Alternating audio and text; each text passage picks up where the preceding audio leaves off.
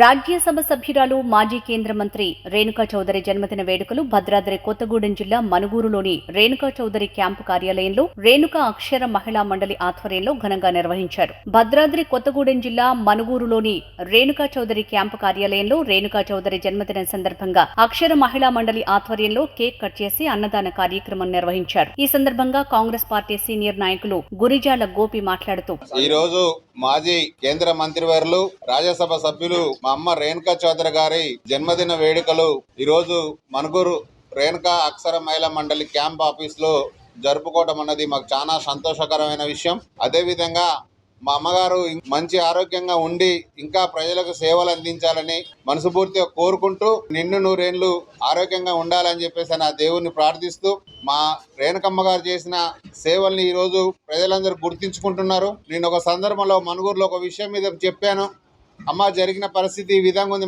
మనుగూరులో అన్ని ఏ అభివృద్ధి కూడా జరగకుండా ఎక్కడ చీకట్లో అక్కడే ఉండే పరిస్థితి కూడా కొంతమంది గ్రామాలు ఉన్నాయమ్మా అని చెప్పడం వెంటనే ఎంబడే ఐటీడీ అధికారికి ఫోన్ చేసి పిఓ గారికి ఫోన్ చేసి ఇది సమస్య నాకు వెంటనే తీర్చాలని చెప్పారు. వెంటనే అధికారులు కూడా స్పందించి అమ్మగారు చేసిన సాయాన్ని ఆ గ్రామస్తులు కూడా మర్చిపోలేని రోజు ఇంకా తొందరలో దగ్గరలో ఉంది.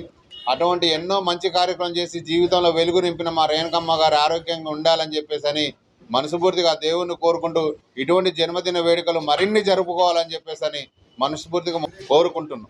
మేడం గారు మనుగూరుని సందర్శించేందుకు రేపు పార్లమెంట్ అయిపోగానే వచ్చేందుకు సిద్ధంగా ఉన్నారు. అదేవిధంగా మనుగూరులో ఆర్థిక ఇబ్బందులు కూడా తెలుసుకొని సీఎం గారి దృష్టికి తీసుకెళ్లి అందరి కష్టాలు తొలగించేందుకు మేడం గారు కృషి చేయాలని కోరుకుంటున్నా.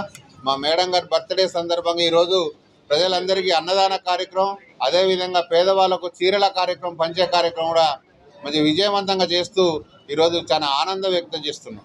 రాజ్యసభ సభ్యురాలు మాజీ కేంద్ర మంత్రి రేణుకా చౌదరికి జన్మదిన శుభాకాంక్షలు తెలియజేస్తున్నామని, ఇలాగే ప్రజలకు సేవలు అందిస్తూ నిండు నూరేళ్లు ఆరోగ్యంగా ఉండాలని కోరుకుంటున్నామని అన్నారు. మనుగూరులో చాలా సమస్యలు పేరుకొనిపోయి ఉన్నాయని, అవన్నీ రేణుకా చౌదరి దృష్టికి తీసుకువెళ్లారని, వెంటనే రేణుకా చౌదరి ఐటీడీఏ పీఓతో మాట్లాడారని, ఆ సమస్యలు పరిష్కరిస్తానని హామీ ఇచ్చారని తెలిపారు. త్వరలో పార్లమెంట్ సభల అనంతరం మనుగూరులో రేణుకా చౌదరి పర్యటన ఉంటుందని గురిజాల గోపి తెలిపారు.